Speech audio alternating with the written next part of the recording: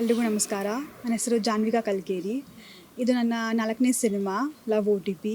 ನನ್ನ ಪಾತ್ರ ಈ ಸಿನಿಮಾದಲ್ಲಿ ನಾನೊಂದು ಫಿಸಿಯೋಥೆರಪಿಸ್ಟ್ ಪಾತ್ರ ಪ್ಲೇ ಮಾಡ್ತಾ ಇದ್ದೀನಿ. ಸೊ ಪ್ರೊಫೆಷ್ನಲಿ ಫಿಸಿಯೋಥೆರಪಿಸ್ಟ್ ಪ್ಲೇ ಮಾಡ್ತಾ ಇದ್ದೀನಿ.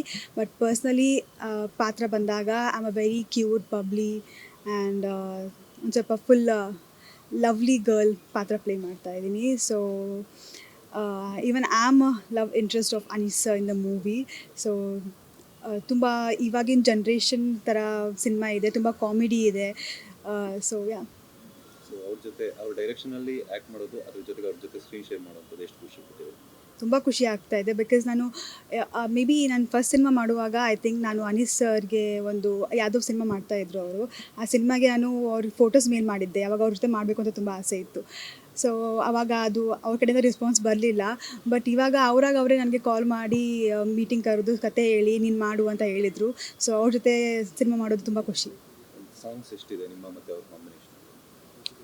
ಸಾಂಗ್ಸ್ 4 ಸಾಂಗ್ಸ್ ಇದೆ. 4 ಸಾಂಗಲ್ಲಿ ನಂದು ಅವ್ರದ್ದು 2.5 ಸಾಂಗ್ಸ್ ಇದೆ. ಅಪ್ಪು ಅವರ ದರ್ಶನ ಪಡ್ಕೊಂಡು ಆ ಪ್ರಮೋಷನ್ಗೆ ಗ್ರೀನ್ ಸಿಗ್ನಲ್ ಕೊಡ್ತೀವಿ ಅಂತ ಎಷ್ಟು ಖುಷಿ ಪಡ್ತೀವಿ? ತುಂಬ ಖುಷಿ ಆಗ್ತಾಯಿದೆ. ಬಿಕಾಸ್ ನಾನು ಯಾವಾಗಿದ್ರೂ ಕೂಡ ಅಪ್ಪು ಸರ್ ಫ್ಯಾನು. ನಾನು ಹುಬ್ಳಿಯಿಂದ ಆ್ಯಕ್ಚುಲಿ. ಅಪ್ಪು ಸರ್ ಹುಬ್ಳಿಗೆ ಬಂದಾಗೆಲ್ಲ ಅವ್ರನ್ನ ನಾನು ಭೇಟಿ ಆಗ್ತಾ ಇದ್ದೆ. ಆಮೇಲೆ ನಮ್ಮಮ್ಮ ತುಂಬ ಚೆನ್ನಾಗಿ ಅಡುಗೆ ಮಾಡ್ತಾರೆ. ಸೊ ಹಾಗೆ ಊಟ ತೊಗೊಂಡು ಹೋಗ್ತಾ ಇದ್ವಿ.